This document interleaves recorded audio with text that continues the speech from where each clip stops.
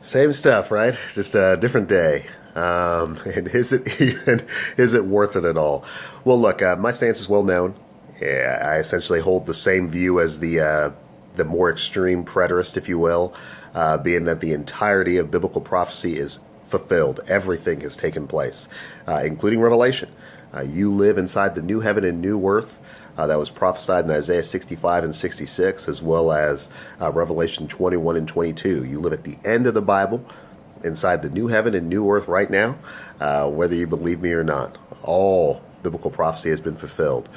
The biggest issue in the Bible is understanding imagery language.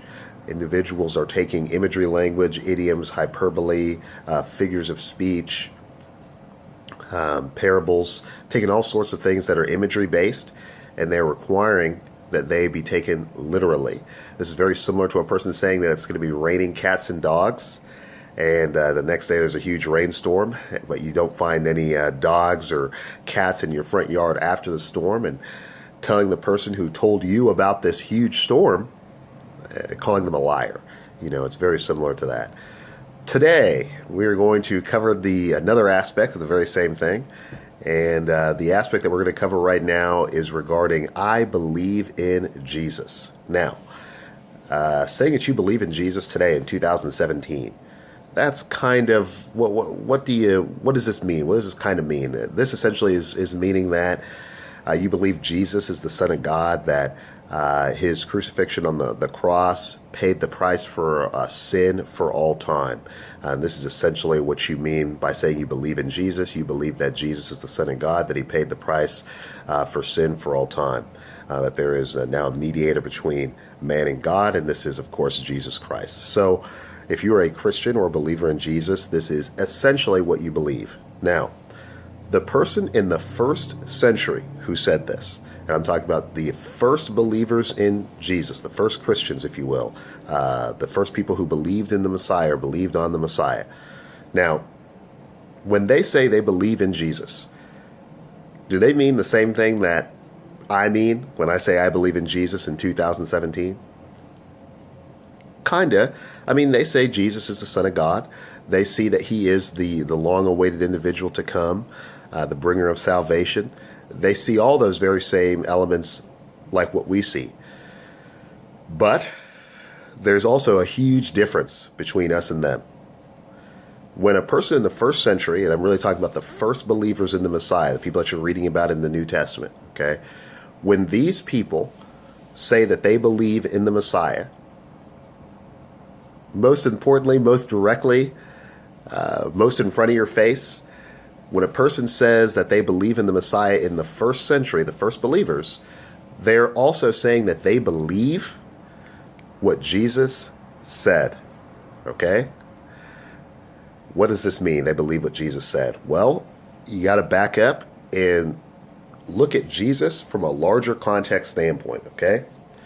Jesus is not only a prophet, Jesus is an anti-establishment preacher. Okay? So who is or what is the establishment that Jesus is preaching against when he was here on the planet? What did he preach against? What establishment is he against?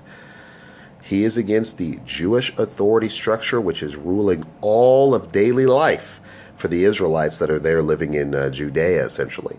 They are based out of the temple that is in Jerusalem. Every one of Jesus's discussions, dang near, those real heated discussions that take place, notice who they're against. It's against the Pharisees. How many times does it say in the gospel account the Pharisees came up, or the Pharisees came to question him, or he was there where the Pharisees were, or the Pharisees entered into the house? The Pharisees represent the establishment, the Jewish authority structure that Jesus is against. But Jesus is more than just an anti-establishment preacher, okay? Jesus is also a prophet. All right. And the prophecy that Jesus gives, in part, is in Matthew 24, Mark 13, Luke 21. This prophecy, if you read it according to the context, his prophecy is saying that the entire establishment, this Jewish authority structure that existed in their day, is going to be destroyed. So not only is Jesus an anti-establishment preacher, with an anti-establishment message. He has a prophecy regarding this establishment and how it is going to be destroyed. Okay? To say that you are a believer in the Messiah then, in the first century, the first believers, is to say that you believe and agree with the anti-establishment message of Jesus. This is the reason why saying I believe in Jesus in the first century in the New Testament, this is the reason why the people that say this, I believe in Jesus or I believe in the Messiah, these people are met with hostility. Why? It's because the message that they are promoting is against the establishment. Okay? The Jewish authority structure has been prophesied to be destroyed by Jesus. And in addition to that, Jesus is saying that this event is going to happen before the current generation, the generation that was there with Jesus, passes away. All right? This event of the destruction of the establishment system, the establishment order, the Jewish authority structure, this destruction takes place at the destruction of the temple in 70 AD. Okay? Who kills the first martyr? The Jewish authority structure. Who's persecuting the first saints? It's the Jewish authority structure. They're going all over the world, if you will, in quotes. Paul is being met with hostility everywhere. He's going into synagogues, preaching, getting thrown out. The Jews are stirring up all the Gentiles in the city to grab the guy, beat him, put him in jail, whatever. Why is he being treated like this? Well, he's being treated like this because he is supporting and agreeing with the message of Jesus. And Jesus is an anti-establishment preacher. He is against the individuals who are responsible for killing the saints, killing the prophets. They later on kill him, kill the Messiah. They're the ones that are persecuting the individuals. Revelation is God taking vengeance. But who is he revenging?